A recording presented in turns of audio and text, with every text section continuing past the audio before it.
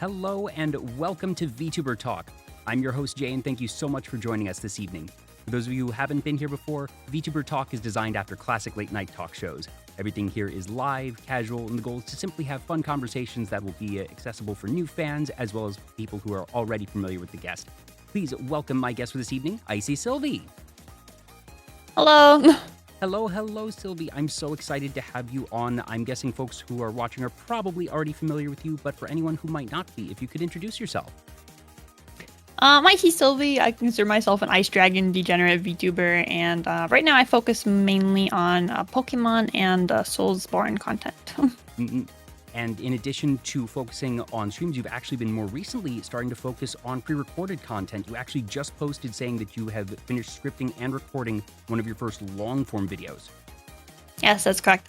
I got kind of tired of just planning my schedule each week and trying to think of what to stream. So I think the best route forward in the long haul is to start making content for the sake of making YouTube videos. Especially if you're not going to be like a full-time streamer, making YouTube is going to be a lot better for my schedule and probably for my exposure. Are you comfortable saying the topic of the upcoming long-form video, or are you keeping that close to the chest for the time being? No, it's just the I mean, if you watch a stream, you're gonna see it in a video eventually, basically. Unless that video unless it doesn't go the way I want it to, in which case I may re-record it in that case. But this next video is going to be the Fire Red Nuzlocke. Ooh, okay, so it's a compilation of everything, but with the mention of scripting, I'm guessing that you've done what I... It's voiced over, yeah. Ooh, honestly, so I've never attempted a Nuzlocke myself, but I really enjoy watching those types of Nuzlocke videos that, whether they end up being sort of 15 minutes really hyper-condensed, or sometimes I've watched like the video essays, hour-long ones, that being able to properly attach the full narrative to the actual experience and have that extra commentary and add a bit of drama and edit it into a nice package is something I really, really enjoy. And I know a lot of others do as well, that those types of videos do quite well usually. So very excited and looking forward to seeing that end result from yours. I forget, was that your first ever Nuzlocke? Yes, it was the first one I completed. Ah. Who was the starter? I think like many people, I've started Nuzlockes and not gotten around to finishing them. As is the design for the most part, yes. Mm-hmm. Do you remember how long that one ended up taking in terms of just streams? Was that something you did over the course of months, or was it no, it was 2 streams. Oh, wow. Okay, so not that long at all, actually. I banged it out. Mm-hmm. Took me longer to script the video than it took me to actually record the video.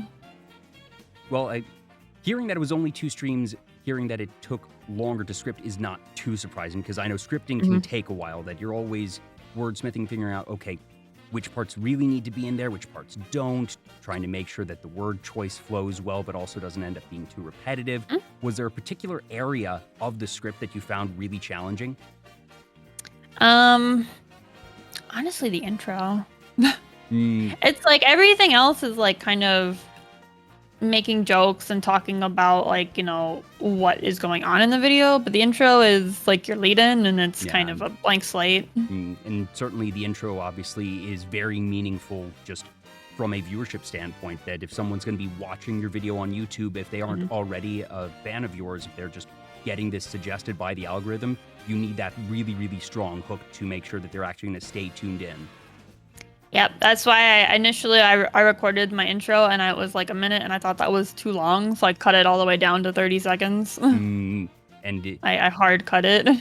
And for folks who might not have done scripting before, that the idea of, oh, you know, you cut it in half, you brought it down to 30 seconds, that's always a lot more challenging than it sounds. What? It's just reducing it by that much time. That's a lot of words. That's hundreds of words that you're taking out. Yeah, it's mostly down to it just felt lengthy, and obviously people don't know you if they're seeing the video for the first time, and you know, you don't want to spend too long in an intro in general because people will just skip ahead into the video anyway as well.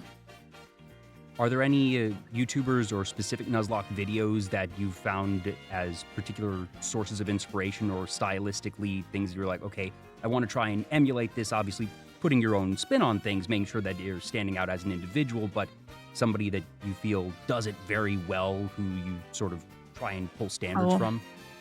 I mean, I watch a lot of Nuzlockers, so I'd have to like mention all of them. I watch Pokemon Challenges, who's Pichal now. Yeah. I watch Small Ant. I watch Point Crow. I watch what is it? Purple Cliff. I also watch there's a couple others. Like there's just like a lot of PokeTubers that I watch in general. Yeah. It's been really neat seeing that space, well, pun half intended here, evolve.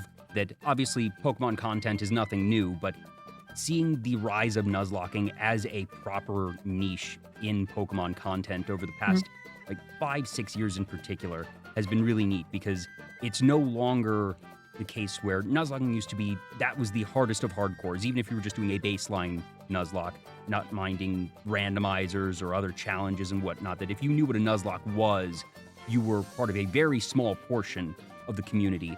But I feel that Nuzlocking, perhaps mainstream isn't quite the right term, but that it has become not nearly as niche as it once was. Yeah, I think it started losing its nicheness probably around the time of the rise of VTubing in general. I hadn't even thought of it from that angle, because I don't think that VTubing was a cause of it, but I think you're right that no, it wasn't the cause of it. The time, it was just same time frame. Yeah, I think there was a lot of stuff. I think there's just a lot of stuff around the COVID time frame where a lot of things evolved very, very rapidly in content creation. Yeah, I hadn't actually thought of it from that perspective, just the timing independently actually lining up. But that now that I think about it, makes a lot of sense. And obviously, yeah, that around 2020, a lot of people wound up with a lot of extra time on their hands, present company included. And here we are. Yeah, because if you look at a lot of, at least for a lot of the videos that I watched, or that I typically watch and use as reference, a lot of them were made about 2-3 years ago, in particular. Yeah. That and like the Jaden animation ones, I feel really helped sort of push things into the mainstream just because they had the animations and everything along with it. And that dated a year or two prior, but it was still very, very close. That was like 2018, 2019, and I think you're right about 2020 being that turning point. Yeah, it's a lot of, there's just like also a lot of hardcore Nuzlockers now. So there's like a very easy entry into the field. Because I would say Jaden is more like a soft Nuzlocker in the sense. It's like, it was more entertainment than it was Nuzlocke. So I don't think she doesn't really particularly talk about like what kind of choices she made. It's more of the story of what happened. Yeah, she's very good at spinning the narrative. Yeah, the narrative's very good. But then a lot of the hardcore Nuzlockers, like probably like Pokemon Challenges and people like Moxie and them, will usually go a bit heavier into like, this is why I made this decision, and these are the things that you need to consider and stuff like that coming up in the round. Yeah, that I remember. You can be very, very like calculative overall with the Nuzlocke. Like you should be able to pretty much plan for anything ahead of time. Yeah, and you don't need to like just do it on the fly. Yeah, and that's one of the interesting parts of just, you now have these mods where you know, all right, it's a custom build on something, or even if it's just the official game, that you know what the parties are, what their stats are, what their movesets are, and that, like you said, people are able to really plan down to the encounter what the plan is going to be for actually doing this, and that people who aren't necessarily familiar with Nuzlocke might say, well, wait, doesn't that take the challenge out of it, not being surprised? Like, no, these things are designed to be so difficult that if you aren't actually doing your battle planning, it will be essentially impossible. Yeah, it's more for the really hard mods like Run and Bun. Yeah. I mean, there's other ones that I know. The Kaizos are kind of solved. I mean, the Kaizos were probably bigger maybe about 2 years ago. They're not that big now because honestly, there's so many resources now for it that if you wanted to, I was told pretty much by the people that I've talked to that if you just wanted to do it, you could do it. Like they're accessible now. Like also like those ones are, especially for like the Emerald Kaizo, it's a little bit more encounter dependent rather than planning dependent. So like if you don't get like a set of encounters at the start of your game, you may as well just start over.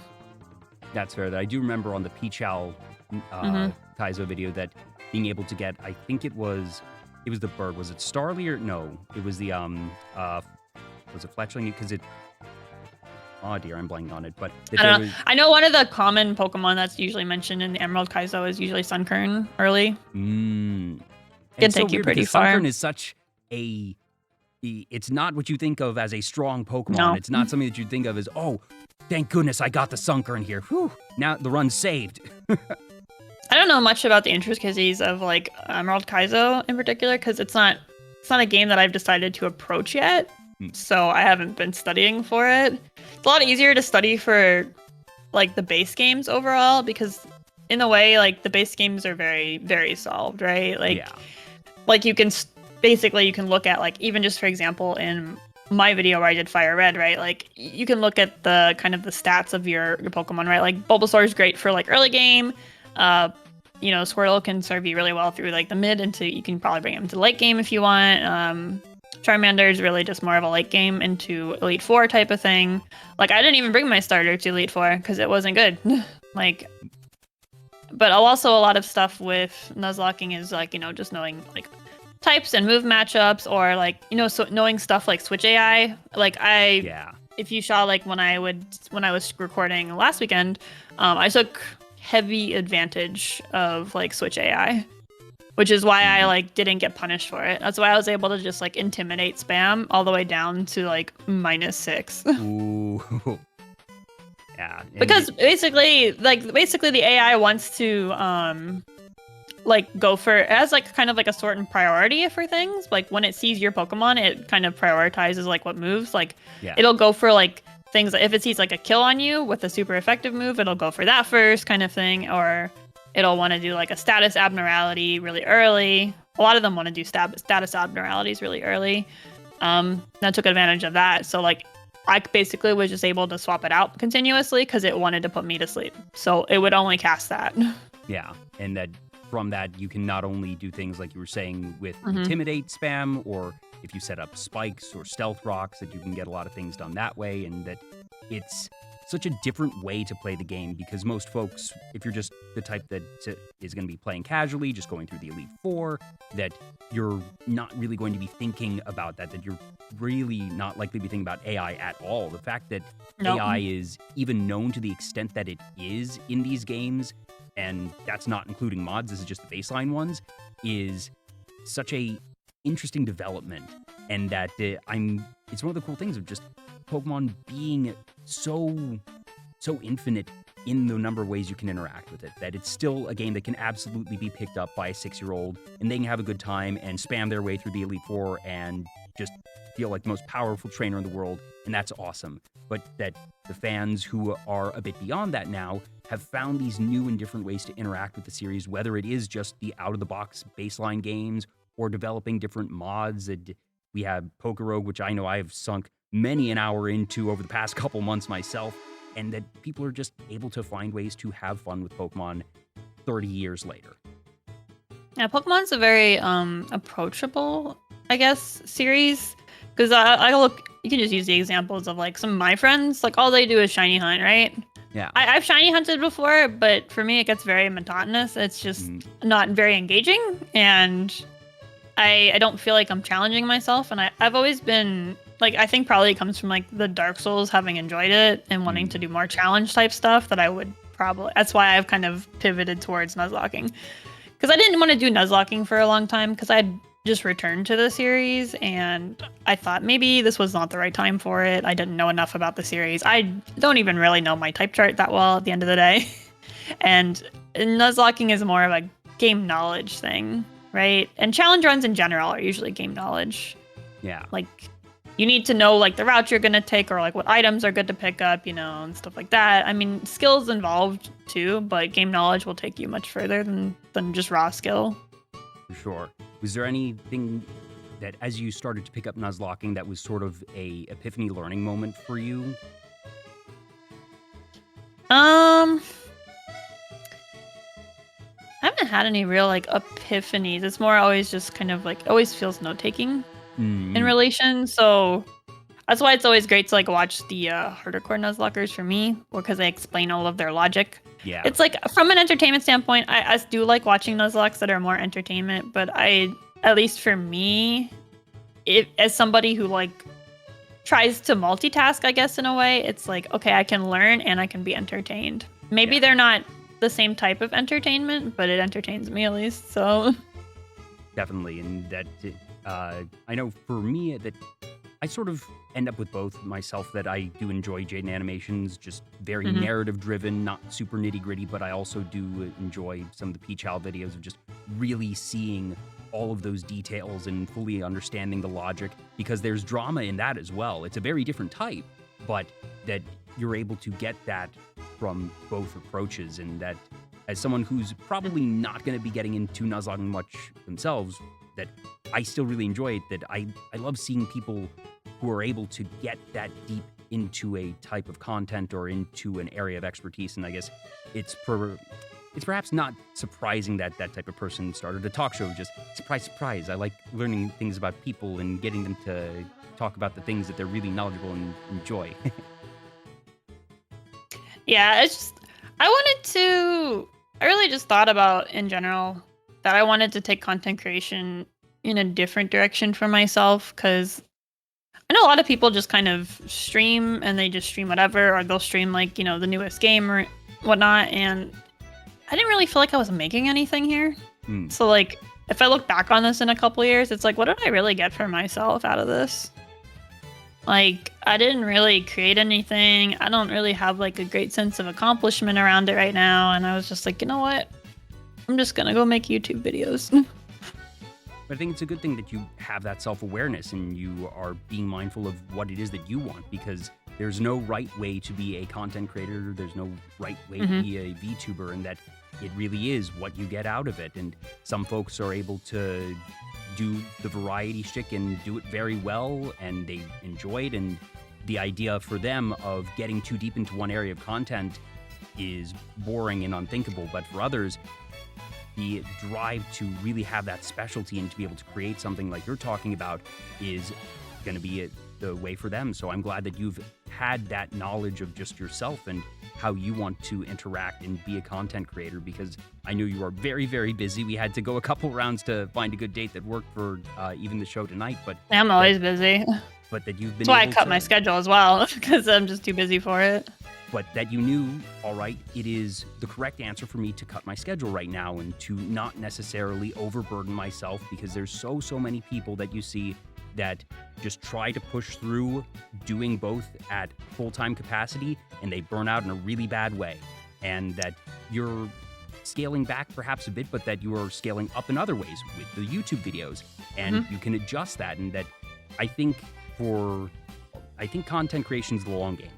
That it's figuring out, okay, how do I make sure that I don't burn out? And whether that means taking things really, really light, even for a couple months, or trying to change the way that you approach your content from a very fundamental standpoint, that if you are able to make sure that you are having a good time, that you are still having fun and not experiencing burnout, that's going to be the long-term solution.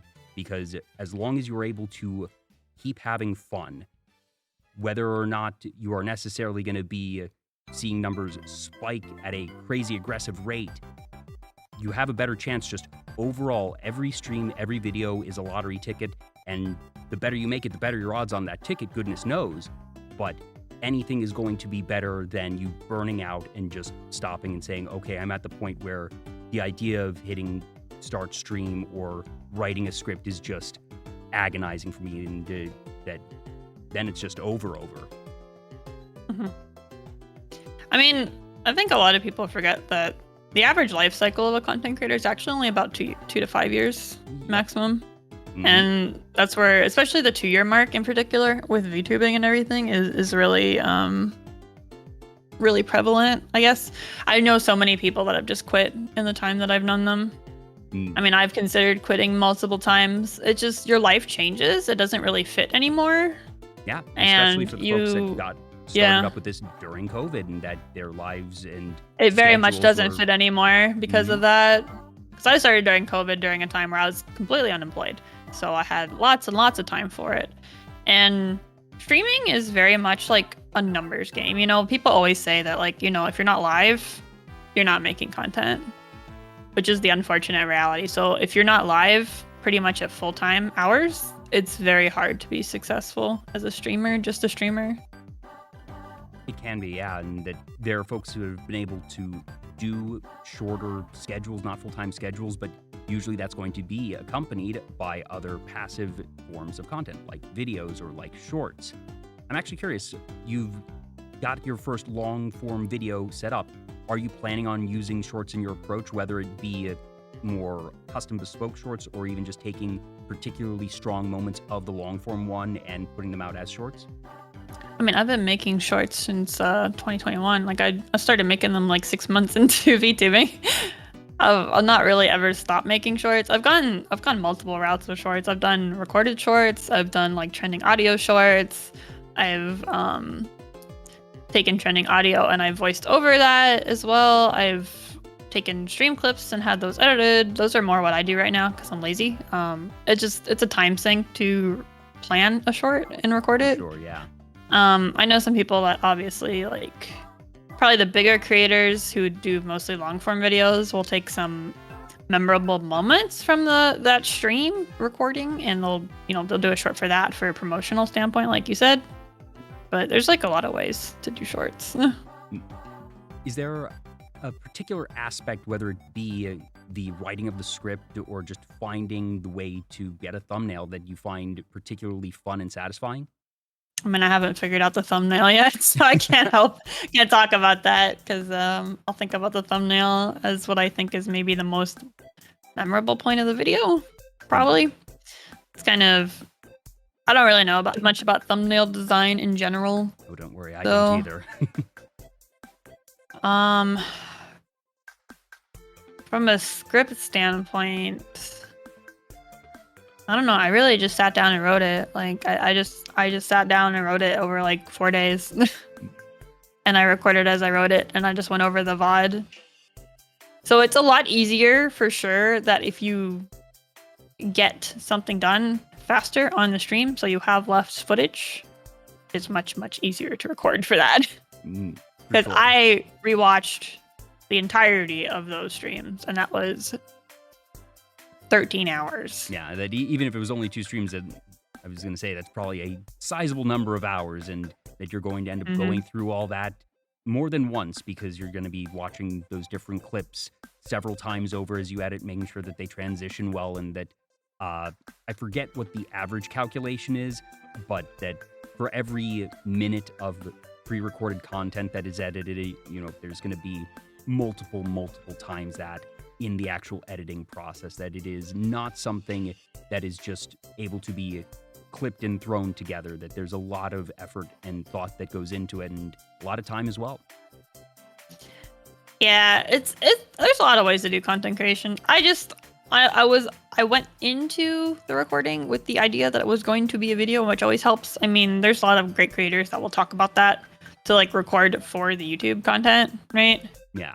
And I think that's probably one of the bigger pitfalls I usually see among creators as well, which is what I was doing. I would say like up until like a month or 2 ago, I was doing the exact same thing as everyone else was. I was just streaming to stream. And that's great because, your audience will like it. They're engaged with it.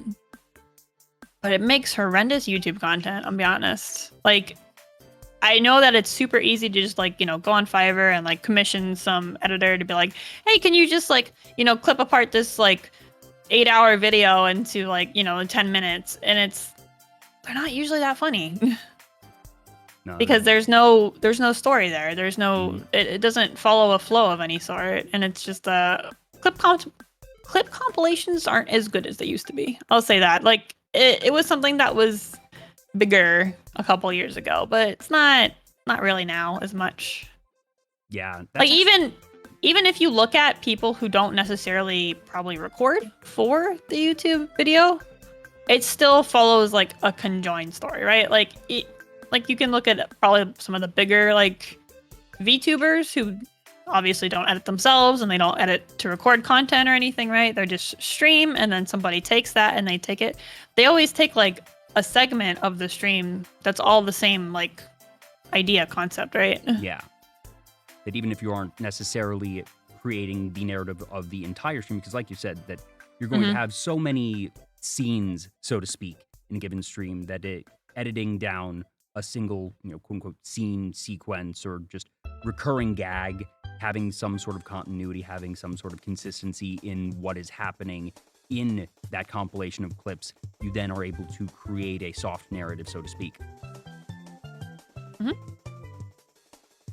Yeah, I think the soft narrative is always key, because if you even if you look at shorts contents also have soft narratives, in the sense they have like they start with the hook, they start with the meat, and they have a finisher, right? Yep. And every story and every video should follow that like routine. Mm-hmm. Like it's just such like a golden standard rule for anything.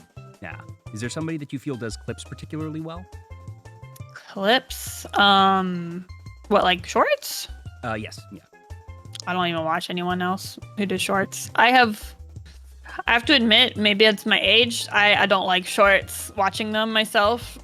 Entirely fair, and I'll be honest, I'm kind of the same way. That they just don't engage me. I feel like you wind up doom scrolling, and then I look back at it like 20 minutes later, and I feel like nothing has happened, nothing has really hooked me, and I have lost interest. So I actually, that's part of why I changed how I wanted to do content, is because I was doing a lot of shorts, but I don't watch shorts.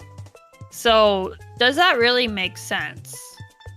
And I also thought of it in the same fashion as like, the only reason I watch, I was telling a couple people that like, if I ever quit, I would probably stop watching streamers for the most part. I don't watch streamers other than to network with my friends or watch my friends, So if I stopped being engaged in this and they stopped being friends with me, I would just stop watching. Because most of what I engage with as a consumer is long-form YouTube content. So I thought of it from the sense that I wanted to produce things that I'm familiar with and that I like to consume myself, because that makes more sense to me. It just feels incredibly disingenuous to just keep streaming just to stream, when I don't really enjoy watching streamers who just stream.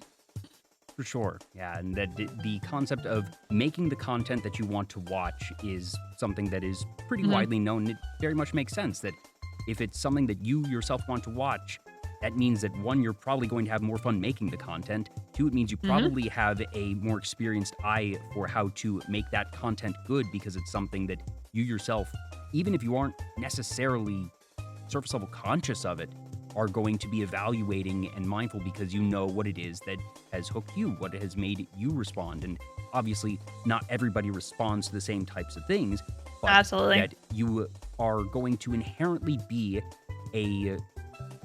even if not an expert, you are going to be more knowledgeable about the content that you enjoy than the content that you don't enjoy. Yeah, because obviously, there's like lots of forms of content, right? And it's not to say that the stuff that I don't like watching is bad content. I would never say that. It's just not my taste. Yeah. Yeah, and I didn't want to keep making things that were not necessarily my taste, because it wasn't the case that like I look back at streams and thought, oh my god, this was a bad stream, or it wasn't funny, because there's often times where I rewatch streams just to see like, check audio, to check things like certain jokes, how they landed, how they sounded, if it's clippable, like other things, or if I played like a certain part of the game well. Like you can look at it for a number of things, right? Yeah. And that's like from a more analytical standpoint for planning. It's like, how can I make this better for later?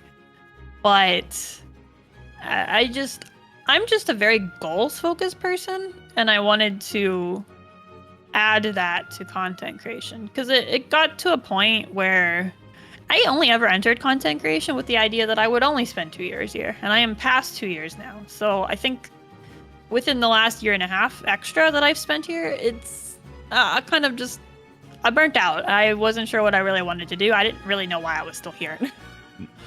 But at the same time, even that you were able to find a way through that burnout, that, like I mentioned, the worst thing that I see, and it genuinely makes me sad, just people that get so burnt out that content itself becomes something that is stressful to the point of traumatic for them, of just that they're so far gone in a bad way that they're just deeply, deeply not enjoying themselves, and that the idea of even watching content can sometimes become stressful because they're too shifted in their own mindset and then start thinking of their own content, which makes them stressful, and the cycle continues. But that you realize, okay, I'm burning out in this way, and shifted things. And that, like you said, you're still here 3.5 years, and that is going to be, like you said, much longer than the average life cycle, especially in VTubing right now. So even if you ended up shifting to just full-time, or not full-time, but if you were to shift to entirely doing pre-recorded content. It would never make sense for me ever to shift to full-time content creation. But to shift away from yeah. streaming entirely and to just do pre-recorded content, that I would, if it came down to it, that I hope that you would choose that over stopping entirely, because hopefully you're still able to have fun in that way. And that I'm very interested to see how the next couple months go for you in particular, because you are, with that first video scripted and recorded, and now I assume you're in the final editing process, that I hope it does very well, and that when it's released, that it's something you're able to look at and say, I'm proud of this and I really enjoyed it. And that hopefully it's something that you're then able to continue to grow at and actually feel that those goals are being met. Because like you said, you're a very goal-oriented person, and that when someone finds a way that they can feel satisfied with a goal, that's the ultimate. Because different people aren't going to be satisfied with the same goals. So it's all about finding what is actually going to be fulfilling for you. So I'm very interested to see how this one goes, because I think you are on to something. And just from the things that you've said to me today, and even past conversations that we've had, I think that you're barking up the right tree with the long form content. So yeah, I think it's just a thing for me, you know, like I told other people, like, it doesn't mean I don't like my friends that do just stream to stream, that don't make any content on YouTube at all, and that doesn't affect how I think about them. It's just that I was unhappy with what I was doing, and I think what they do doesn't work for me, and it probably never worked for me. I tried it, and you know, maybe it made more sense when I had more energy, when I wasn't working full time. But it really got it to a point where I was like, I don't really want to go live, because I don't know why I'm going live. Because I'm not really doing anything here, and I'm just there probably reaches a point for a lot of content creators where you peak, and I peaked a while ago, and I've been kind of slow declining since then, and it's really, really common in the content creation space, like just in general, right? Like for streamers, and that's not like a YouTubers, it's not like a VTuber specific thing, right?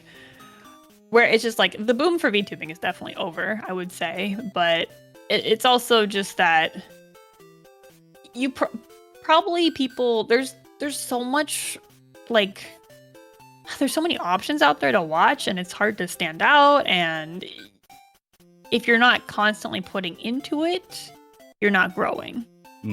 Which is definitely the hardest thing about content creation, is that you can never take a break, because if you take a break, you're immediately declining.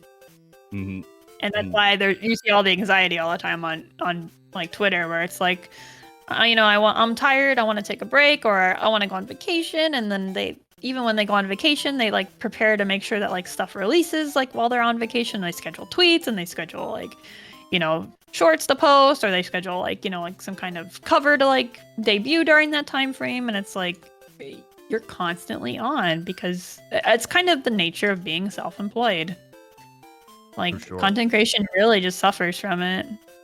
Yeah, and that it takes someone with a very specific, I don't even necessarily want to say mindset, but just it takes a specific type of person whose goals and who feels fulfillment from that particular type of consistency and iteration. And that if you aren't someone who is really able to derive that consistent joy from that specific set of content creation, that's when the burnout happens. And that even from there, putting in the time, the effort, even if you're getting that intrinsic excitement and fun and fulfillment, that does not necessarily translate to what you would say is numerical and financial success. That there are plenty of extremely qualified, extremely talented people out there who have very modest followings compared to what they could potentially have just for any number of reasons. And whether that's just audience, platform, advertising, algorithm, there's so many different factors that go into it, and sometimes even if things go very right, it's not necessarily going to result in something that is going to be substantial enough for that full-time work.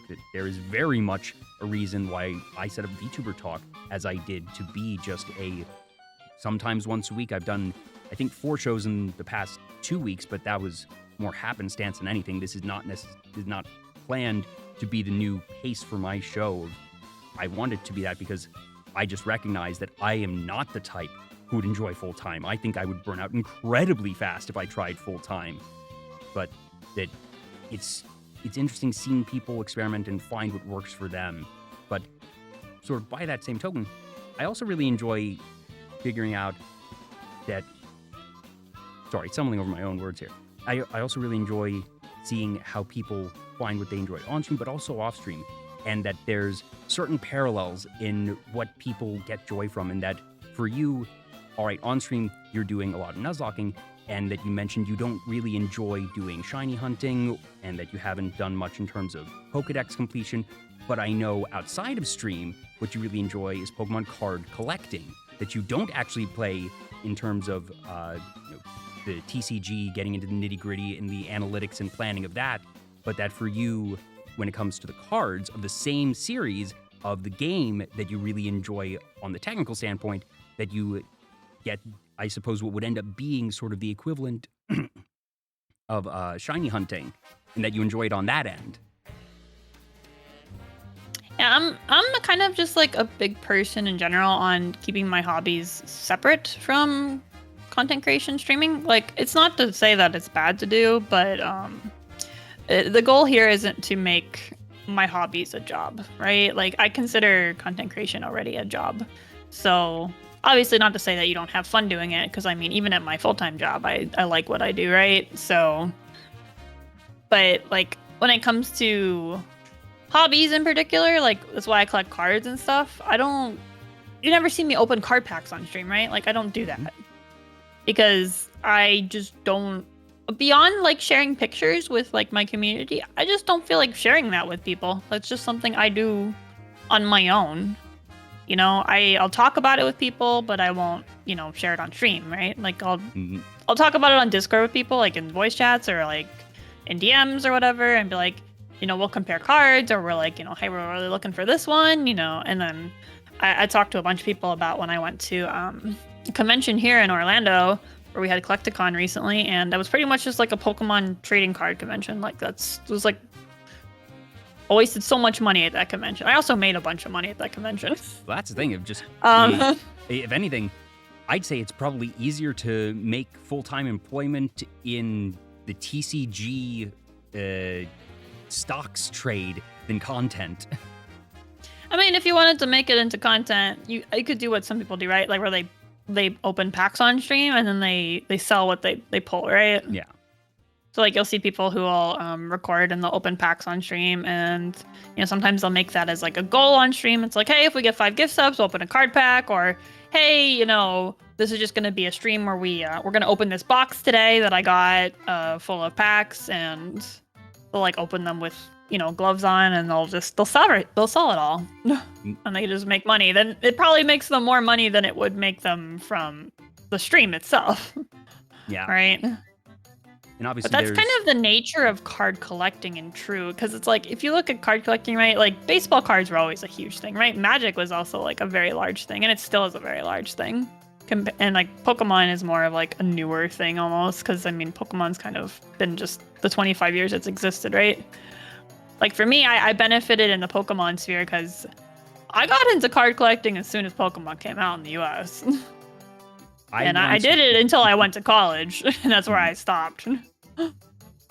So I have a lot of stuff. I have a lot of cards, and I also, just of the nature of having been raised by somebody who does collect things as well, with my father, I didn't play with my cards, right? Like, I collected them. I strictly opened them for the sake of collection. So I didn't touch them. I didn't play with them. They like went in a sleeve immediately. They went in a binder immediately, and they are nice eye candy to look at.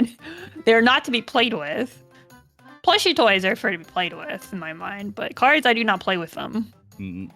So that's why all my cards were in such good condition that they were able to be graded and sold. And then I can buy new cards and continue the process. And so it continues, yes. Yes. When it comes to your personal enjoyment for collections, are you the type that wants to collect every single card in a given set, all of the rares, all the full arts, all of a specific Pokemon? Is it more value related, where you're going to seek out and speculate and hold certain cards that you think will go up higher in value? How do you approach collecting? Mostly just from a value standpoint. Like, if I think the value will remain stable or increase, and if I like the card, a lot of it's just based on personal preference now.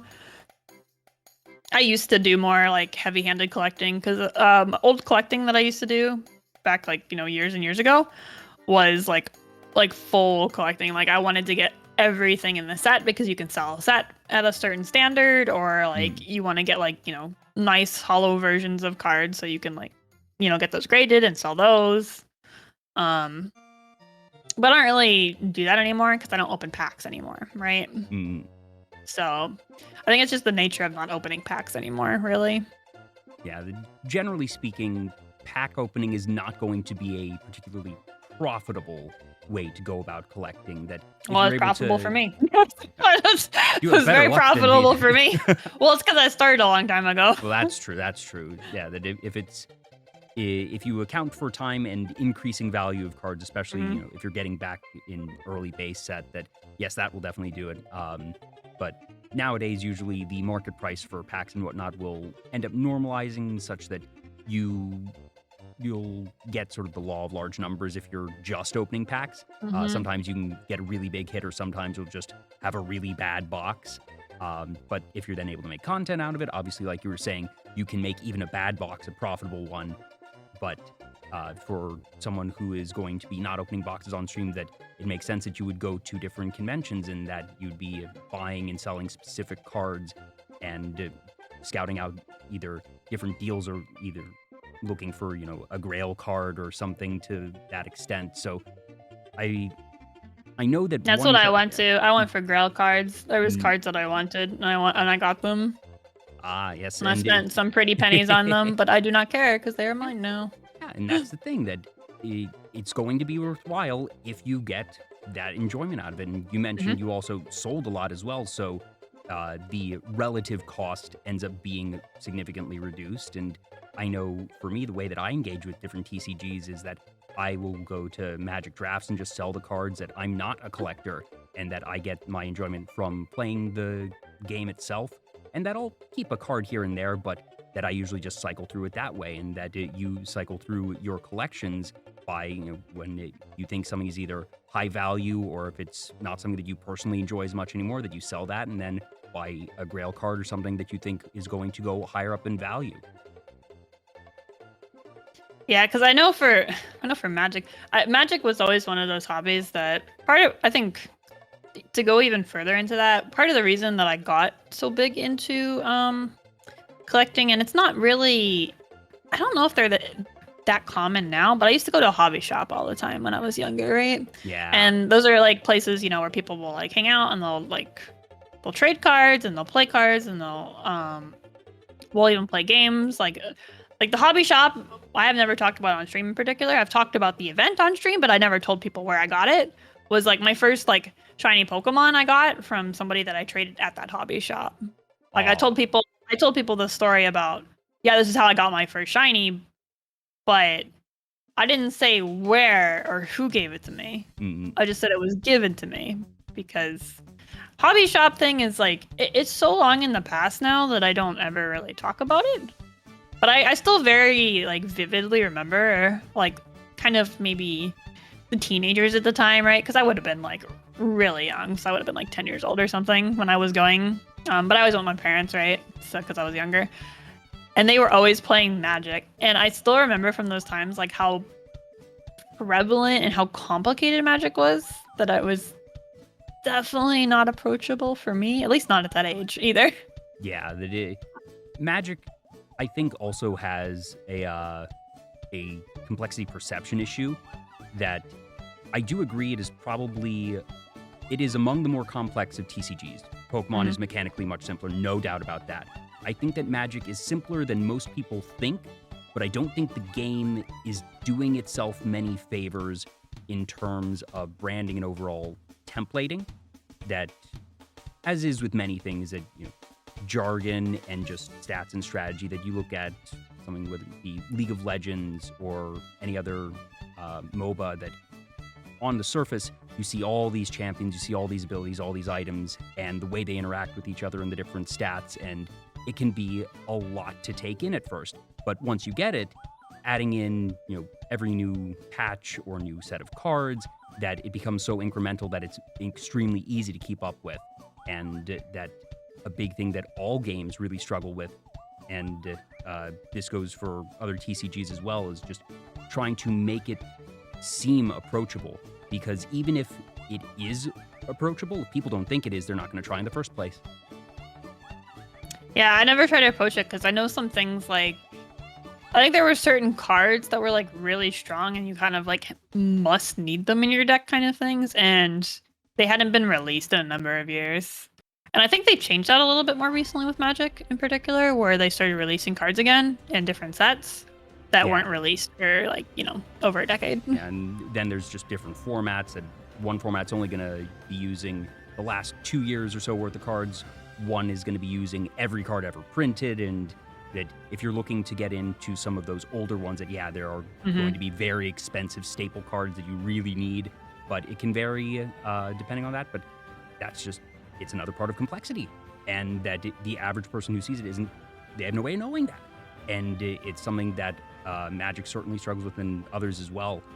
Hopping over to Pokemon again for a bit, you mentioned that you got your Grail ones, and I know you told me, but for folks watching, what were those Grail cards? I wanted to get the Dynamax Pikachu because it's funny. The big rainbow chunky guy. Yeah, it's called like people always call it like fat gay Pikachu, and he's so cool. I love him. He's so shiny. And I also got a couple evolutions because I always like evolutions. So I got a Sylveon card. I didn't really have like a Glaceon card in particular that I was like looking for, so I just picked one up that I liked. Because the Sylveon card was like my biggest money spent in terms of cards when I was there, and I had like an upper limit on how much I was willing to spend.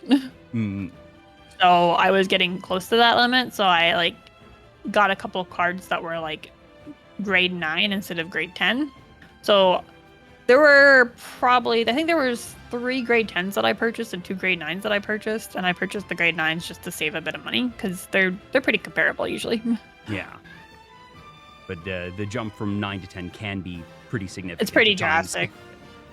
Just for collectors, having a 10, having that gem mint perfect card, some folks will only buy the 10s, so you end up having a bit less demand on the 9s, and just that drop is, like you said, pretty significant. But at the same time, if it's just a Grail card and you're not necessarily looking to have something at a 10, but that you want to have that card in very, very, very good condition, as a collector, it can be worthwhile to just take that 9 downgrade. And I say downgrade with very heavy air quotes because it means that it's still a very pretty card.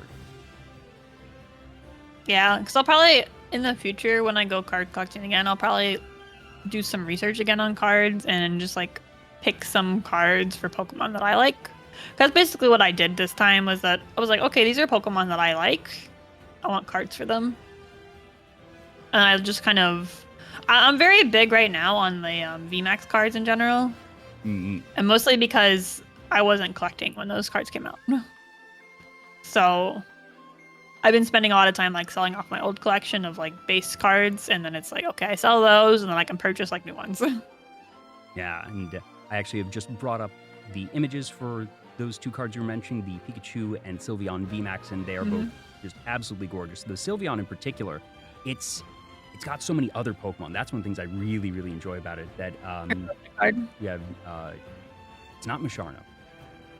Blanking on the name of the legendary, but that you have an Eevee over there. I think there's a Pikachu hiding in there, and there's so much going on in this piece of art, and it is a very pricey card, but it's also a very pretty card and very good card in TCG from my understanding. And the Pikachu, like I said, Big Gay Pikachu, it is the Gigantamax form, I believe it was. Yeah. And just seeing this one actually in foil, that the 2D non-foil image does not do it justice, because it's not just all right, it's rainbowy, but the foiling on those cards is so pretty. They're just really nice in general. I just I have nothing but good things to say about Pokemon cards. I've just always liked them.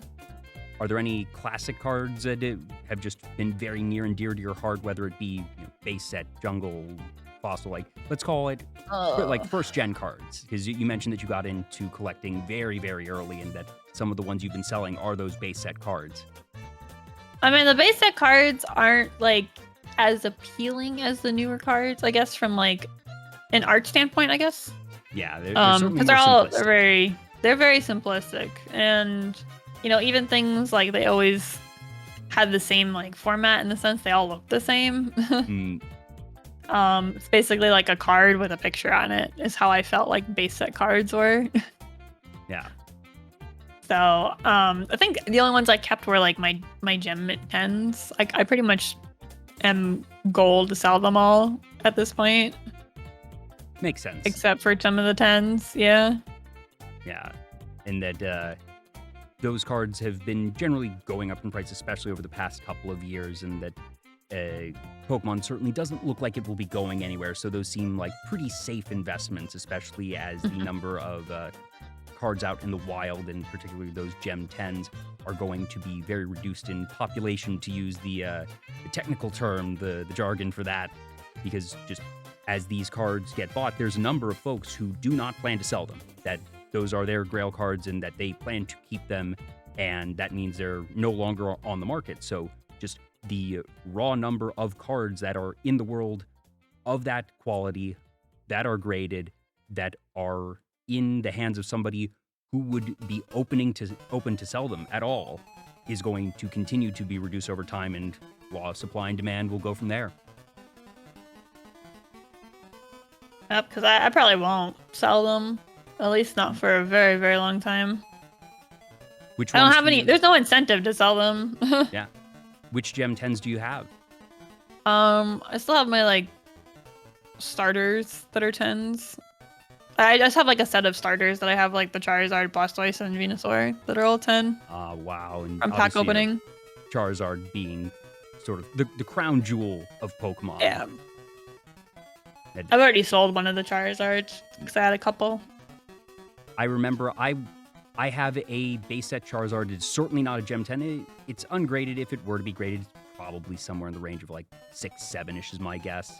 But I bought it for $0.25 at a yard sale, and just it was probably a year or so after Pokemon had come out, and I remember it was a very small yard sale, and they had a couple of Pokemon cards, and there were 4 foils, and one of them was Charizard, and I knew what it was, because even at that point in time, it was selling for $35 or something. So I knew immediately, like, all right, I'm buying this. This is obviously a great purchase already, and I just held on to it.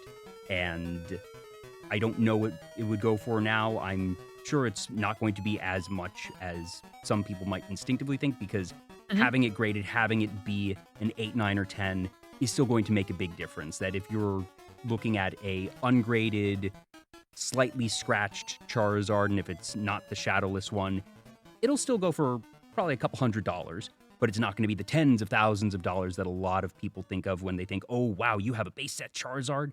But if you have it graded, if it's a 10, and then if it's the shadowless version, multipliers from there. But yeah, I think you're very safe in just having that one as a standby investment that you don't plan to sell, but if you ever want to, that you'd be able to make a pretty penny pretty quickly.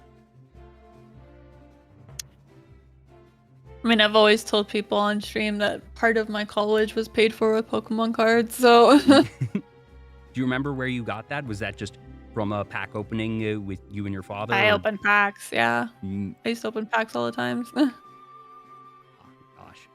It's like It's so anytime we weird to went to a think. store, I asked for packs. Anytime we went to the hobby Mhm. shop, I asked for packs. Like there was only a couple slab cards that I bought. They Mm, weren't usually when I bought slab cards back then, they weren't graded slabs. We usually submitted them for grading later. mm, So it's hard to tell what kind of quality they were when we bought them. And usually the slab cards that I purchased were more of like Japanese cards rather than like oh, English ones. So all the English cards I have are from pack openings. mm. That's so neat, and that you were able to get really in on the ground floor. That people talk about, my parents didn't know the value of my cards, and they sold them all at a yard sale, or they threw them away, donated them to charity, and I happened to have a full base set or a couple of Charizards, and you were sort of on the other end of that spectrum, where your parents not only actively helped you get into the hobby, but taught you how to take care of the cards. They explained what the value could end up being, and that they are. We didn't really sort of consider educated value on. back then.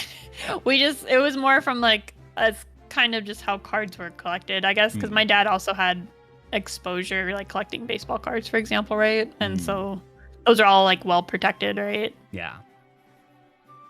Are there any? So it's like whenever we bought a pack, we always had like protectors. So then I would put the better ones in like, those they're not quite slabs, but they like the hard shell protectors. Yeah.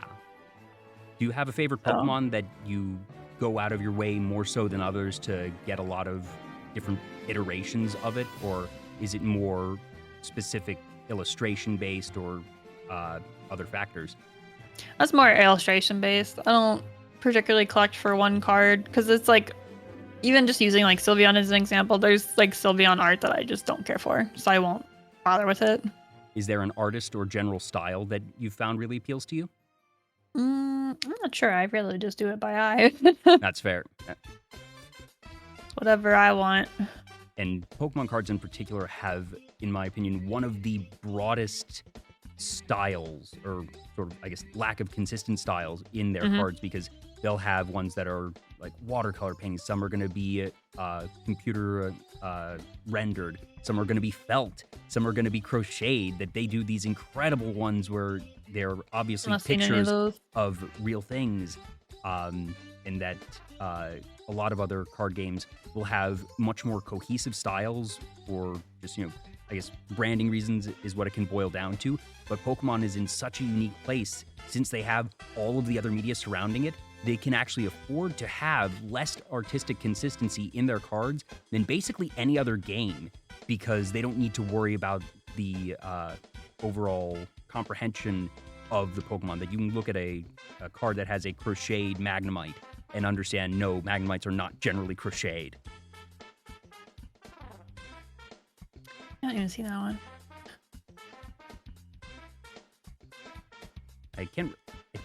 I don't know off the top of my head all the different ones that have been done, but that I know you can find a lot of different styles, and it's something that's very fun to see, because, like I said, just other card games really can't do that, just because of the brands not being as strong as Pokemon. Yeah, Pokemon became a really big brand. People said it was going to be fad. I have a lot of things that I collected that wind up actually being fads. I'm looking at you, For Beanie sure. Babies. Beanie Babies. I mean, I also collected like Digimon cards. Digimon kind of just, fell off, right? Yeah, they've had several iterations of their card game, if memory serves. I feel like Digimon, the thing that I enjoyed more about Digimon was back when they sold the toys that were handheld toys that you could walk around with, that were more like walking based. Yeah. And that drove me a little bit more than particularly the cards, because I at least knew how to play with Pokemon cards, even if I didn't particularly do it. And I also knew how to play like Yu-Gi-Oh! I never got into collecting Yu-Gi-Oh! But I knew how to play as well. But I never knew what you were supposed to do with the Digimon cards. So I collected some, but they were solely for collection. I didn't really feel like they had a purpose. It's just, the world of TCGs is something that is so intriguing to me, because, like I was saying, there's so many different ways to interact with it, and there's so many different ways to make them, and the way that whole market has sort of built up and really grown, especially in the past several years, that it's very unique, that you don't see quite the same thing as with other cards and even with baseball cards, because any TCG, some amount of value is going to be based off of competitive viability, that there are plenty of cards and plenty of people who are going to pay a premium for a card. Doesn't matter what it looks like, it doesn't matter what the name of the card is, but that if it ends up being part of a very broken combo in a competitive format at a given time, that the demand is going to skyrocket. But then if that card gets banned or if it goes out of rotation, card value is going to plummet. It's the same card, and you don't usually see that in the baseball sphere or in others quite to the same extent. Baseball sphere, I always assumed it was solely for collection. Yeah. Like people who like that player or whatever. Yeah, there's no MLB battle game that you can play and you're like, okay, I put this player on the field, and that based on their ERA that they have different stats that they can do games with or anything, that it's something that only really came into actual fruition with Magic the Gathering, with the Pokemon and other TCGs, which really only came into existence in the 90s. And oh gosh, the 90s aren't as recent as they used to be, but that's still relatively recent. There was a lot of things that happened in the 90s that are like, I feel like fairly consistent among anyone that was born then, especially among collecting. And just like a lot of the media and stuff around that time frame. Other than Pokemon cards, what would you say is the biggest collection that you have? Beanie Babies. So you have actually kept the Beanie Babies over the years? I still have them, yeah. But they're just at my parents' house. About how many do you think you have? I don't know. It's like 6 plastic tubs, but they're not like the plastic tubs that you stack. They're like the wide ones. Ones that you like more shove under your bed. Yeah.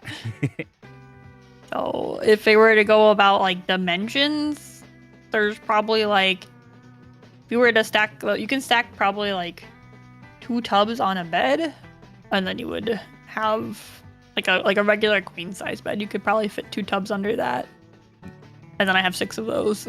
Oh my! Do you have any favorites? I don't touch them. I do not touch my collections. They're solely for collection purposes. Well, but everything even if is you're not touching, just so simply you know, for like display. favorite to look at or favorite design that you have. Nah, not for Beanie Babies. I have some Beanie Babies also on display, like on my shelves, which those ones are like in like proper individual like cases. But it was more for like probably aesthetic of the room rather than I just like that one. So I wasn't really, I just collected them. I really didn't have like a preference towards anything. It's harder for me, I think, for back when I collected back then, at least, it was harder for me to have preferences for things. So I didn't collect for the sake of preferences. I just collected for the sake of collection. It seemed like. That makes sense, yeah. So I was like, I need to have one of everything. Or like my set's not complete. What is the I was very, very set based back then. What is the largest set collection that you've completed of anything? Or even just, I don't know, estimating. It has to be Pokemon cards, doesn't it? Actually, yeah, I don't know. Those end up having multiple hundreds, so I suppose that would end up just skewing, yeah. Yeah. You gotta keep in mind that I completed most sets through pack opening, too. So I opened a lot of packs. Do you know how many different complete sets you own? Oh, not at all. I don't keep them here, so I keep them at my parents' house as well. Gotcha. Well, outside of collecting, one thing I know that you're really, really into with just relaxing in your free time is manhwa. And you actually shared on Twitter recently, they recently released a trailer for the upcoming anime adaptation of Omniscient Reader's Viewpoint. And that's a name that I have heard several times. I know it is a very beloved series and that it's already very anticipated for the anime adaptation, but I have not actually read it. Sell me on this series. Oh, God. I'm so bad at summarizing series. It's good. That's why you should read it. That's not a good reason. No, omniscient reader viewpoint is, I think it's very common right now, I guess, in a lot of manhwa that I read, where you get probably like reincarnated, or you do like a possession type thing of a like quote unquote story, right? So it's like, okay, kind of like the isekai experience, but more from like a novel standpoint or a video game standpoint. Rather than like more of like a fantasy world. So there's like a number of ways you can kind of do isekais. And I say that for manhwas in particular, the more common one is like, you know, for like villainous type stuff, right? They're like, okay, I was reading this book and I got reincarnated as, you know, this villainous, or I got, you know, plopped into their body or whatever after dying. But this one is different. Omniscient Reader's viewpoint is different in the fact that it starts out where he spent a lot of time of his life, and it kind of got him through like 10 years of his life or something, reading this one web novel, right? And he was the only one to complete the web novel. Oh, and okay. On the day that the web novel finishes, basically the author like thanks him, sends him a copy of it, and then he basically gets dropped into it in a sense that the web novel, he doesn't get dropped into the web novel. It's that the world that he's in basically becomes the web novel, right? So like it starts from the story, so from the very start of the story, it starts up, right? So they have like a bunch of different like, it's like, I don't know how I want to describe how it handles, I guess like it goes through a bunch of main scenarios. So basically Earth turns into this universe where a lot of people are watching it kind of like as a TV show. And the Dokubis basically create scenarios that are interesting and engaging to what they call constellations. Constellation stuff is always very common too within manhwas. It's like a very common concept. And they kind of just write scenarios in the sense it's like, okay, you have to complete this challenge in order to complete the scenario. And so there's always like, you know, a goal. So they have like some kind of event where like, you know, pop-up screen type thing where it's you have to do this to progress to the next one, right? And since he's the only one to continue who to survive, read the entire thing, that's what makes him the omniscient reader, because he knows what's going to happen. He knows who is going to do what, or what events, assuming that they are left undisturbed, how they are supposed to end. But now that he's there, he, I assume, has the potential to influence those events that he knows should happen, and that he has the option to let them play out as they should, or try to make them not happen as they should. It's also one of the ones that it's interesting in the fact that like normally the main character in any of these like manhwas usually knows more than like the actual main characters from the books, right? Yeah. And so the main character from this book is actually on his 3rd regression right now, but he makes multiple regressions. So obviously the main character who has read the whole book has seen him through all of his regressions. So he has far, far more knowledge than he would have. And he winds up, you know, there's a lot of things where it's like he saves people that didn't get saved in the main scenario. Like from what he read, like these people that just didn't survive. And he saves those, and they like wind up growing into like interesting characters, or they like, you know, he changes the fate of different characters, right? And there's different outcomes for scenarios that maybe didn't happen necessarily before. And it's getting to a point, at least right now, for the web comic, that scenarios are kind of breaking down a bit more in the sense that he's done so many changes that it's harder to see what's going on, how to follow it. Yeah, as you mess with the timeline, things will have farther and farther effects, so he is going to become not quite as omniscient as he used to be. Well, he has some powers related to that too, because normally a lot of these comics have like some kind of power structure scaling, where they have like an ability of some sort, and a lot of his abilities revolve around kind of like being a reader. So he can, I don't want to like spoil too hard because he like develops different abilities over it. But suffice to say that for the manhwa itself right now, there's like 160 chapters or something. I think a chapter released today that I haven't gotten to read yet, actually. So still, that actually feels like a very tasteful amount. Then 160 chapters, that sounds like, oh, that's untenable. That you're usually going to see 2 to 3 chapters of something like that get adapted into a single episode when it comes to anime. So obviously it's not done right now, but we're not looking at Naruto length. We're not looking at One Piece. We're looking at something that's hopefully going to be around for a while, hopefully get adapted for a while, but that it's not necessarily this incredible mountain that you have to climb. It's just a deeper experience, and I know a lot of folks are really looking forward to it, and it's been very fun to see manhwa get more frequently adapted into anime, because we're only getting right now a couple every year, but I'm anticipating that we're going to start seeing it at a much higher rate, and I'm excited to see once we get past it, some necessarily the obvious choices, so to speak, the big titles, the ones that are, going to very obviously be the most mainstream, the ones that are going to be most highly anticipated. I'm hoping that we start to get some diamonds in the rough adapted, that my guess is they won't necessarily get quite as big a budget, or that the licensing fees won't necessarily be quite as much. But are there any series that you feel would be really good for adaptations that might not necessarily be, Omniscient Reader's viewpoint or Solo Leveling in terms of fame, but something that you feel is perhaps underrated that more people should look at? It's really hard to suggest, because it's obviously very taste dependent, right? Certainly. So there's like for example, I don't read anything that basically has Mirim in it, because I don't like Mirim at all, and there's quite a few like manhwas and stuff like that. I'm not actually familiar with the term Mirim. That's kind of the Chinese sword type stuff, where they have all like kind of the what would you call it? There's like a bunch of different terms for it, kind of the like flying on swords type thing, and like cultivation, that kind of stuff. Gotcha. Yeah, that stuff doesn't particularly interest me. It has its own like subsphere of like influence, where it's like it's all very similar, right? But they have their own stories. Yeah. But I'm just not for that. It's like for people who aren't into isekais, right? Like it's the same kind of thing. Yeah.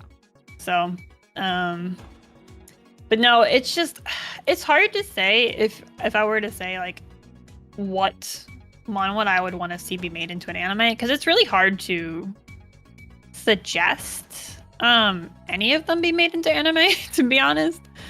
And that's mostly because just from the experience of seeing the ones that have been made into anime, they're either rushed, or because they rush the story, because a lot of these manhwas are like slow burns, and that doesn't fit the structure of a show, unfortunately. So you'll see a lot of weird pacing issues, and the problem is you're kind of carrying forward issues.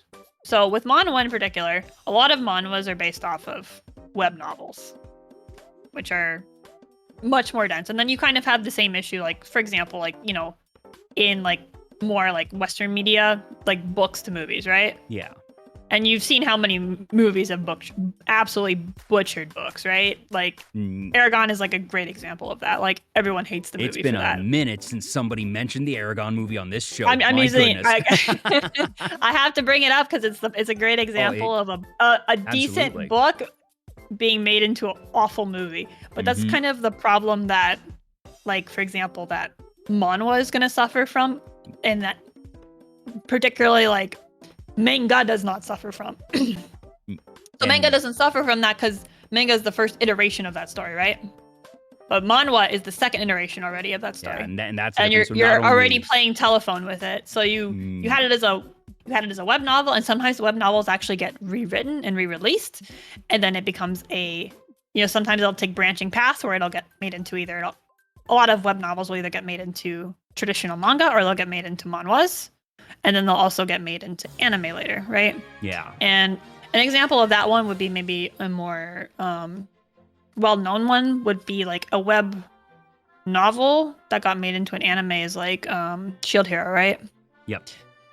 And it doesn't go as well across. Like, I think the Shield Hero anime is okay, but I particularly stopped watching it after like the second season, and it's a lot of it is slow burn issue, right? And they're trying to accelerate the pace of it, and it doesn't always work, because then you you leave out information, and some of that information is critical, and then you're just wondering why did this happen? I don't understand. Like, and like you were saying, the entire issue of not only having that once over, but then twice. That there's plenty of light novels that get adapted into anime directly, but this would be like a light novel being adapted into a manga, and then the manga specifically being adapted into an anime, that they're not even going back to the original content. They're going to the iterative adaptation. And like you said, essentially it's a game of telephone at that point. And it's interesting that I knew that plenty of manhwa were based on web novels, and that different anime that had been adapted may have been from web novels. But I didn't realize that some of these adaptations were taking from the second iteration. But it actually sort of makes sense, because I've heard very similar comments from folks who have read the source material, but that specific element had actually been left out in the things that I had heard and read. But it now sort of, it all just clicked in my mind. I was like, oh, well, of course they're going to have those issues. So it sort of begs the question, why aren't they going back and just using the web novel as the source material? But I suppose if you have sometimes the web novel isn't the most popular material. Yeah, I was going to say that's the thing, that if you end up having the second iteration being so much more popular, you're going to adapt off of that, but that you then have these sort of side effects of the adaptation. That's really interesting. It must be in a way, it's an interesting academic challenge of whoever has to do those adaptations. That's a tall order. That's a lot of extra restraints that you aren't necessarily going to find in your average adaptation. And I guess hats off to them for being able to do what they do, but at the same time, I'm not inherently surprised to see a lot of fans feeling that they don't necessarily stick the landing. Yeah, I'm also of the opinion that manhwa compared to manga doesn't have the appropriate structure to make good TV shows. And I say that because, like, manga usually, a lot of mangas, they release like weekly or they release monthly, and you need to have like really immediate payoff within that chapter, right? Yeah. Which makes great for going to anime, because you need to have immediate payoff within that episode, right? Yeah. But I would say a lot of manhwas don't have that. They don't always have immediate payoff within a chapter. It maybe that event will take like 3 chapters, right? And then you run into the risk of condensing that into one episode, and then you've lost information. And then it feels rushed, and that's risky. So I know a lot of people that have like watched the anime, and I tried to watch the anime of a lot of the manhwas that got released, because it's like, oh, everyone's like, oh, Sylvie, you love reading that. You tell me about it all the time, and I'm like, are you gonna watch it? And I'm like, probably not, because I've tried before, and it's not to say they won't improve at it, but there's also some other issues that people probably don't necessarily bring up. Is that there's been for a long time, there's always been conflict between like Japan and Korea, like South Korea. There's certainly a history, and that was one of the big things that a lot of people were worried about for when Solo Leveling came out, right? Yeah, was they started sanitizing it, and they wanted to make it more Japanese, and people pushed back hard because it doesn't make sense in the context of it being Japan. Like literally, like a lot of these manhwas take place in South Korea. So it doesn't make sense to like change things. Yes. For how and why certain things end up how they end up, and that's part of the core concept. So if you're going to have that, you're going to have things lost in translation, not just with language, but culturally, that the way things get set up won't make sense, because just Japanese culture and society is different from Korean culture and society, is different from American culture and society, etc., etc., and that the shifting of the actual locale will have that inherent impact. Because like the big example would be for Solo Leveling, like they have Jeju Island, which is an actual island in South Korea, and that it's a pretty central premise of it. Like it's a big arc. Like it takes place. Like they have information at the start of the series, they have information in the middle of the series. It's like a big thing, and So if you tried to change the locale to Japan, it just doesn't make sense. That as And I understand why they would want to do that, because it's like, well, when they're making anime, they're not making it for South Korea. They're not making it for America. They're making it for Japan. And if it goes elsewhere, that's great, but it's not made for that. And so they obviously want to approach it from like a business standpoint, in the sense that they want it to appeal to the local audience. the constant struggle of localization. Yes. So Rice I think a lot balls. of Yes, yes, jelly donuts. some manhwa that's okay in, because some manhwa, the like South Korean aspect is just very, very minimal, right? Yeah, like it can be incidental.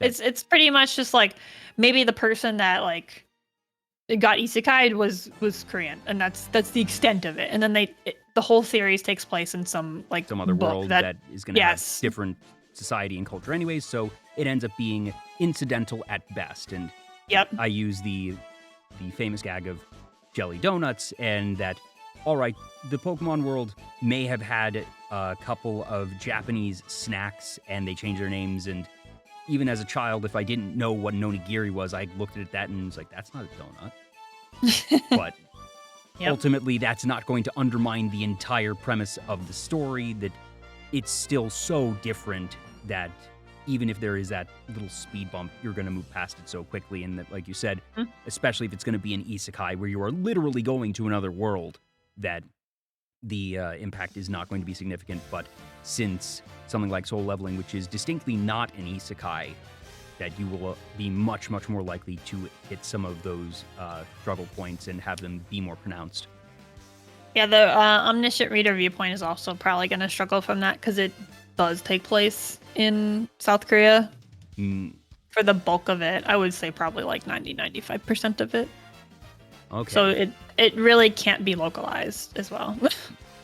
Going to be interesting, because localizations and adaptations for every form of media, I feel, always go through their struggles. That movie adaptations of movie adaptations of games and of comics have had their respective struggles.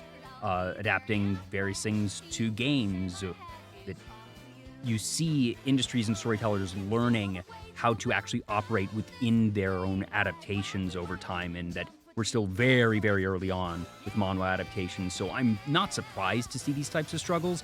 And some industries are able to learn and iterate very quickly, in that it only takes them 5 years sometimes to figure out how to really do a good adaptation. And some take decades, and that they will try every couple of years and be very promptly reminded that they're not doing it right, and the fans will end up getting into sometimes a cyclical mindset that there's been so many folks that like Hollywood adaptations of anime is the prime example of they have bashed their heads against that wall for decades, and they have tried and failed many times over, and that any adaptation is inherently going to be facing an uphill battle, because fans are so trained to assume the worst. They are going to go in looking for what is wrong, not for what is right. And that we've had a couple adaptations that were really well received. You had the live action One Piece. There have been a couple others, but even now it's still in the minority. And I don't think we're at the point where anime adaptations in Hollywood are at even neutral mentality. So I can definitely see where the monosphere is having that issue right now. And I just hope that they fix things quicker than Hollywood and anime, because decades. It's bad. I think it really comes down to like studios and who's like running the show for the most part. Because like, even obviously you can look at manhwa and be like, oh, manhwa hasn't really done a great job so far in having anime adaptations. But I mean, even today, there's obviously like mangas that just get adapted to animes, and they're bad. Like, there's always like some trash like show of the season where it's like, the manga wasn't that bad. I've read a couple isekais. Yeah, I've read a couple isekais where the manga isn't necessarily that bad. It wasn't good by any measure, but like I'd probably give it like a 6 or something. Like it was enjoyable enough. But when it becomes an anime, it suddenly becomes like very rushed. It's like very disjointed story-wise. Like I feel like they the studio maybe wanted to add more fan service, and they already had enough fan service, and they just decided to go like way off the deep end, and it's like really who's running the show, right? And that's probably what the issue that Western media had when they tried to, you know, do the live action stuff and localize, is they wanted to localize. And the reason that stuff is popular is not because it's localized. Yeah, and localization really is always well. gonna, That it did something right. And especially, the part that's always kind of baffled me as a fan is if it has a big enough following in a market outside of the one that it was initially published to warrant an adaptation at all, that already means that a significant number of people have resonated with it unlocalized, which suggests that you don't need to do much to it. And yes, I can understand the concept of wanting to broaden the appeal, make sure that it's not just a niche thing, and that that's really, ideally I think, what the it comes layman down can to. get into it. But I think in a lot of ways that some studios do not give the layman enough credit for being able to work with something.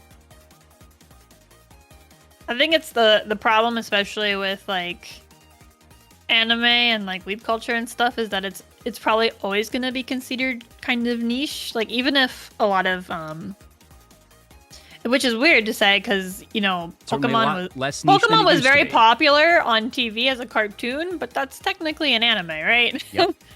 And some of them localize quite well because it doesn't really matter to the story. But I think a lot of Westerners that are like in charge of that type of stuff, they have their own bias, and they're like, this is what they think their audience wants, and they want to try to like mold like something they got access to. Like, okay, we paid for the rights to do this, we're gonna make this work for what we think our audience wants. So rather than try to keep towards the audience that initially liked it, they want to apply it to an audience that never had any interest in it. And they're probably making the gamble, and fair gamble at that, of, okay, if someone's already a fan of the source material, they are going to be very likely to watch this anyways, even if it is localized. So if we have this subset which will likely watch regardless of how much we localize, the obvious, the game theory logic is going to be localize a ton because you want to get to as many people that wouldn't be there otherwise.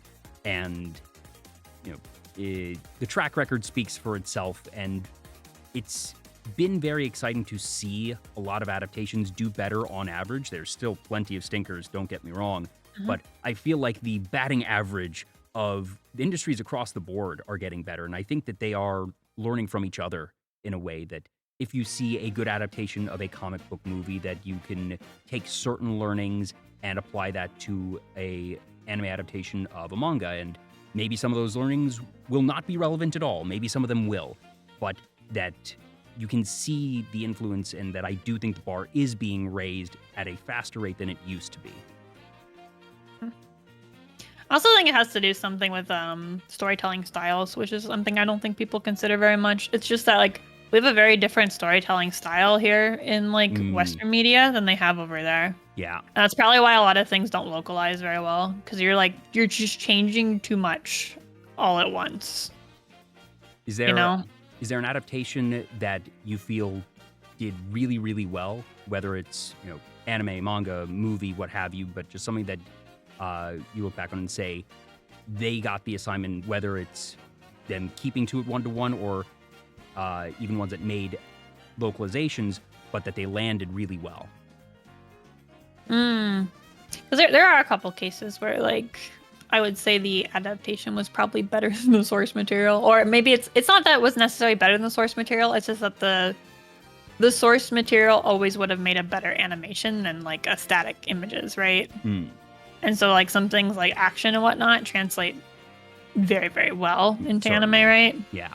That's why people probably like action shows and anime, right? Because it's like, sure, they're nice as comics, but man, they just do color, far motion, better. Sound. Yes. Like but it's hard for me to judge because I'm not the type of person that typically watches adaptations unless someone pushes me to watch them. I have a stinking problem among all media where it's like I've already engaged with it once. I'm now done with it. Yeah, and now I want something new. So why would I just watch the thing again? That's very I'm like, fair. I've read this already, or I've already played this. I don't want to play it again. I don't want to read it again. I don't want to watch it again. I have, like, unless I am engaging with that material with somebody else on my own, I will not do it. Because I'm like, oh, well, I don't... Yeah. Like, that was what was always hard for me. It's like, I remember even growing up, my parents were like, do you want to buy this movie? And it's just like, why? I don't want to ever watch it again. Yeah, I saw it in theaters. I've already watched it. What do you mean? Why do we need it? Yeah, I'm very similar, especially when it comes to books and anime, that it has to be very special to me to watch it a second time. That there's so many amazing stories out there, and I want to be surprised. That for me, the reveal, the moment, the twist, those are what I live for as a viewer, and you only get that experience the first time. And there's a couple of series that I can go back and rewatch if they're just ones that I deeply enjoyed, have specific memories with, or if there's just so much detail that iterative viewing can actually add to the experience. But those are very few and far between. That for the most part, it's, all right, cool, I watched that, and on to the next. So I can completely understand. I guess I have something of a morbid curiosity when it comes to adaptations, that I actually enjoy seeing the changes because I love sort of analyzing, okay, why do you think they made this change? That even if I disagree with the change, even if it doesn't land, that for me there's something satisfying and academic of looking and saying, okay, they made this change. Why do I think they made this change? Or what does it add? What does it change? Does this add to that character's story? Or did them cutting this character, now I'm actively analyzing what was the real value of that character? Were they actually someone that could be cut and that it wouldn't impact the overall narrative? Or was something lost? And sometimes I've seen adaptations been like, oh my gosh, this character that I thought was super central actually was just a bunch of fluff. And that removing them from the story did absolutely nothing and streamlined things and let these two other characters have a better dialogue with each other because they weren't being distracted by character C. And that's super fascinating. And sometimes they remove something, it's like, well, wait a minute. Now I don't feel that this motivation is justified at all because that character was supposed to provide it. But that even the adaptations, I won't watch more than once. I thought about that. Yeah. I think it's for me, it's just that I suffer from the fact of how I engage in the hobby, and because I engage in reading mostly when I'm at work or when I'm away from home, or like I'm in bed or something, it's hard to watch media in those situations. Like I can't watch anime at work. I can't watch anime in my bed on my phone. I wouldn't want to anyway, because it's gonna be hard to view. And it's like when I'm at my computer or at my TV, it's just not what I want to do. I want to watch something new because I have like limited time for it. I used to watch a lot more when I had more free time, but it's more of like a time balance, right? Yeah. So I gotta like make the most use of my time the most efficiently possible and do as many things as I can. So it's like I've already engaged with this media. I can't afford to engage with it a second time. What's the current brain rot? What's the series that you are just, neck deep in, that you are actively looking forward to that next chapter being published? Oh no. You see, that's hard to answer because I actively read like over 100 things at once, and I'm always like, there's like things that I like always like, I'll read them each week, right? Like one of them is, I have a hard time remembering names for things. I have to like look them up really quick. Admittedly, not surprising if you're juggling 100. Yeah, well, you run out of, when you finish reading something and you're bored and you need to read more things, you got to pick something else up. Yep. There's not really much answer there. It's just kind of what you have to do. But sometimes over time I drop things, and other times I'll keep going for them, right? So yeah. Actually, Omniscient Reader Viewpoint is on chapter 217 right now, so I've like misquoted me. Yeah. That's still not it released today, like I said. Some of the ones that I like a little bit more right now that I look forward to a lot are like the Indomitable Martial King, which is not one I expected to like based off the title. Because I don't really care for like martial arts, right? Like the Miriam stuff. Martial arts is kind of just not my jive. So what made this one click? I think the title missells it. Oh, I've seen plenty of things like that. Yeah, and so I read the summary and I was like, this might actually be okay. Probably one of my top ones right now, which has restarted for its second season, is Surviving the Game as a Barbarian. I think that one would actually probably make a good anime. It's different enough. And that one is more along the lines of obviously, you know, it takes place in like the real world, and he's played this game a number of times, and it's like this really, really hard, you know, like death game type thing where like he wind up starting like, you know, multiple characters in this game, and then he suddenly gets transmigrated like into the game. But the scary part about this, which makes it like kind of more of the twist, is it's actually common somewhat for that to happen. Where people from the real world get stuck into the game. So he's not the only one. But the problem there... This is a known condition. This is a known condition, but the people that are in that game, in that world, they think those are evil spirits and they kill them. Oh, yep. Well, so you gotta fit in there without standing out. But you also, like, you know, want to progress and stuff and survive. And there's, like, you know, some additional factors there and stuff. Whatnot. But yeah, so it makes it, like, interesting enough. And that one wouldn't suffer from, like, any issues with, like, localization or anything because it takes place in a different universe, right? Yeah. Like, the Korean aspect is just not really there. Yeah. That's one of the interesting things of ones that go meta into their own genre, that isekais that are looking at things from the aspect of the actual locals to that world, or ones where it's okay, we're having to deal with people from one magical world then being brought into our world, or flip-flopping between, and that the entire genre itself is now actually getting so meta in that you're getting to the point where you're actually having full-on subgenres within the broader umbrella of isekai. Isekai's actually, like, progressed a lot. I know a lot of times isekai is kind of just a lazy mechanic in a sense, where it's like, I want to do a fantasy story, but I know that isekai is popular right now, so I'm gonna make it isekai, and then they just totally forget about that part, you know? It's one of the simplest yet most effective narrative devices for delivering exposition, because that if you have this incredible fantasy world with this very deep lore and magic laws or cultures and systems, that doing a full-on lore exposition dump, if all of the characters know what's going on, is difficult.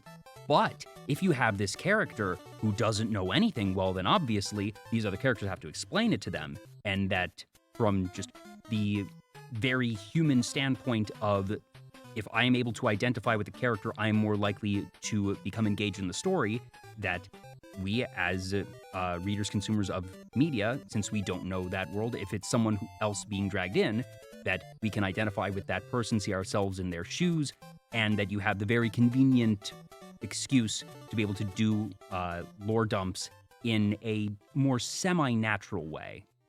I never really thought of it that way. Because I always considered it like, some of them did well and some of them did bad, you know? Oh, yeah, well, because even if you have this very convenient narrative device to make your exposition better, there's still plenty that just have exposition dumps that are dreadfully boring and poorly delivered, that it's not necessarily going to actually make your writing good. It gives you an opportunity to do things a bit more naturally, but it's not going to actually write something good for you. Yeah, because I was always thinking about, like, some of the isekais will, like the first, like, episode or two will be, like, the isekai experience, and then it just never gets sort of brought drop, up. just... And they just kind of drop them into a fantasy world. Yep, exactly. And it's gotten to the point where, for certain recommendations I've had to tell people, I say, it's an isekai in name only. And that you can, like you said, definitely tell it was somebody trying to sort of ride the coattails of the popular genre.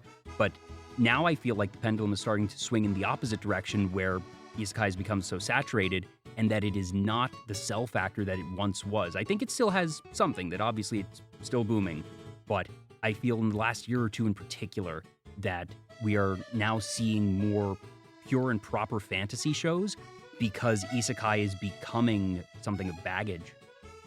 Yeah, because I think isekai in a way probably progressed a bit towards like the reincarnation regressor type stuff as well. So that's like really, really prevalent. Because it's like a lot of isekai traditionally was like what dropped into a video game, right? Yeah. And a lot of this stuff is like, oh, I've possessed a character in this book or in this in this video game, or I've even just ones that are like self-contained universes, which are more along the traditional fantasy route, where it's like maybe the situation went really, really bad, so they something happens and they travel back in time and they start over and they try to change things with like the knowledge that they have. And I think those kind of fall within the same niche in a sense, where it's just like, I like to see characters try to fix situations or use what they know to do better. Yeah, that's something that I enjoy as well. The line I use for, in general, media that I enjoy, I like smart people doing smart things.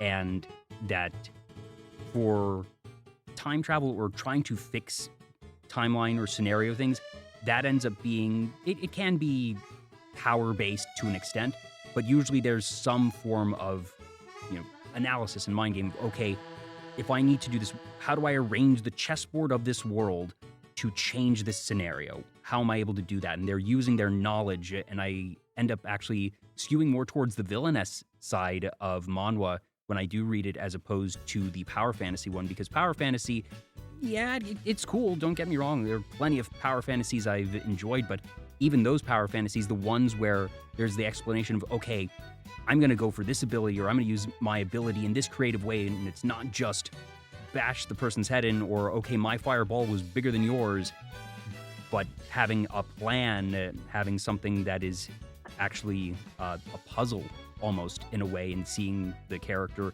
use, whether it be their knowledge of that system or just using the tools at their disposal in a way that is more creative and thoughtful.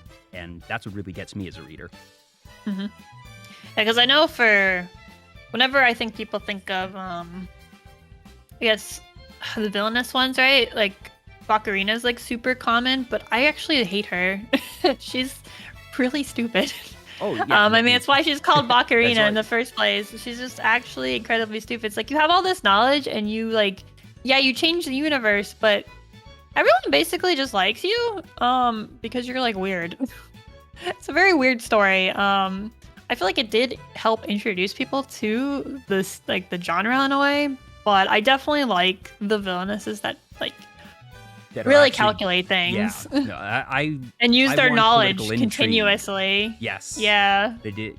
That's a really interesting observation, because I do enjoy Bakurina, which is My Next Life as a Villainess is the localized title. I mean, I read it. It was one of the first ones I started with. But it's such an interesting observation, and you're I've come to hate it over time, though. It's weird. That it's not... I loved it at the time. It's not your normal villainess series. That just the way that Katarina operates as a character is fundamentally different, in that, yes, there's plenty of charm in Katarina as a character, of just she is a nice person doing nice things, and part of the charm is also the fact that she is completely oblivious to everything around her, including the very obvious affection of everyone around her.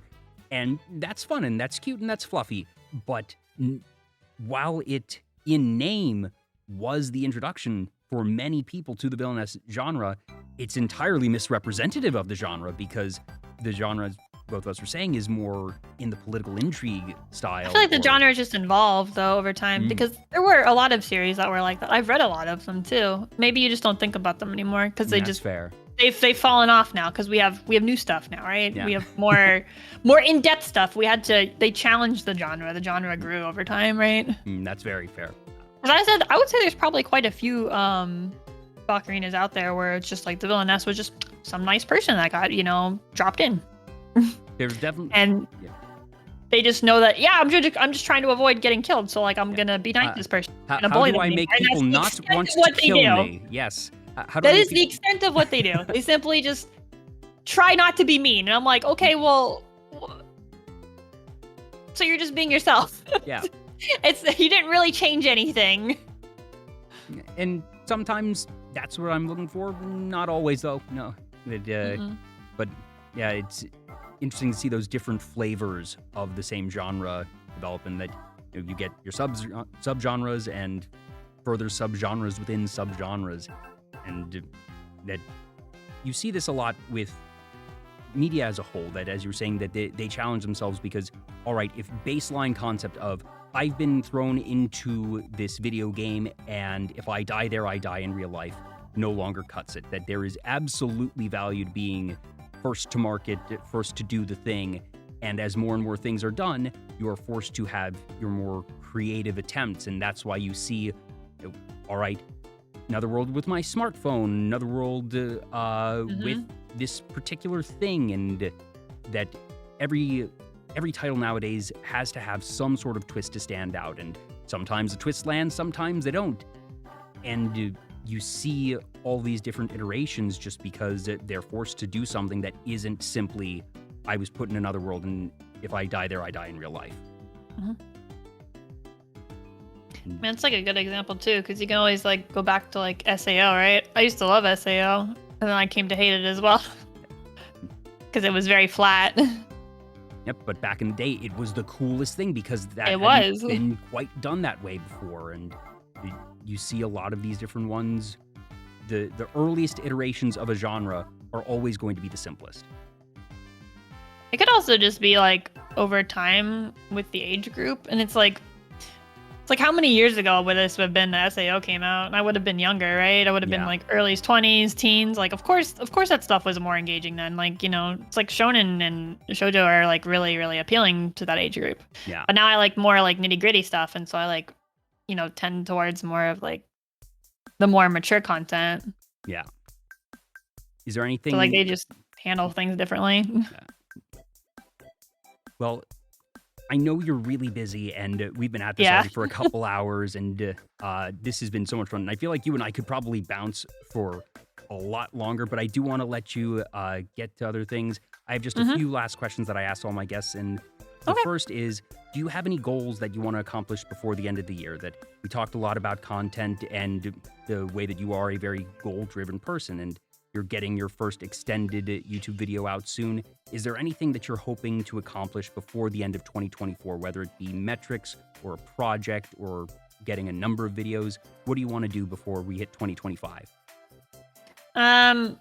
Ultimately, I want to scale up to making at least 2 videos a month right now, and then eventually scale up to 2 videos or 1 video a week would be good. But that's really dependent on recording and how I handle projects. So I've been trying to do like a mix of projects where it's like I'll do some longer projects, and then I'll do projects that take me like 1 day to stream, right? And then that can be like 1 stream, 1 video, and that'll fill that in, right? So even if I have like a longer project, right now like the 2 weeks approach is kind of like safer. 1 a week would be great, but that's gonna be hard to reach. And ultimately, I just want to make like my community and my metrics like more stable, because it's very volatile, right? Where it's like, okay, there's definitely games that I've streamed and like I have my like dedicated fan base, but that game is too far away from like stuff that I previously streamed and people don't show for it, right? Because I've always, my goal's kind of just always been like a stable like 100 average consistently. And I know for like the last couple of months I've been bouncing closer to like 80, 90, which is not where I really wanted to be. But ultimately, probably it's just like the YouTube. If I could eventually, I don't know if I'll get to monetization this year, but that would be a goal, to eventually monetize YouTube. Otherwise, it would probably hit like 10K subscribers. I already have like 3K on my YouTube from just shorts. So obviously, though, that's a different audience that engages with shorts compared to long form. So we'll have to see. And the last question I ask all my guests is, what does being a VTuber mean to you? And again, this is sort of something that we've danced around a bit tonight. So putting a bow on things, I've had people say being a VTuber lets me get in touch with my inner child, or lets me be someone I can't be in real life. Others have said it's a tool in my tool belt as a content creator, and I think that I'm able to be more creative with my content as a VTuber than I could as a facecam streamer. Others have had different answers in between, even beyond that. Like I said, there's no right way to be a VTuber, and everybody gets something different from it, and that having done this now for 3.5 years, I hope that you are getting something from being a VTuber. So for you, Icy Sylvie, what does being a VTuber mean to you? Because I would actually say that if you were to ask me if I were to start over, what I think I would suit better, I think I actually suit facecam streaming a lot more than I would probably suit VTubing. But VTubing gives me a very strong separation between VTubing and my real life. Not to say that I don't obviously talk about real life, but it kind of like puts me in the focus. It's like, you know, it's like going to your job and putting on your uniform, right? Yeah. Like VTubing is like a uniform for content creation for me.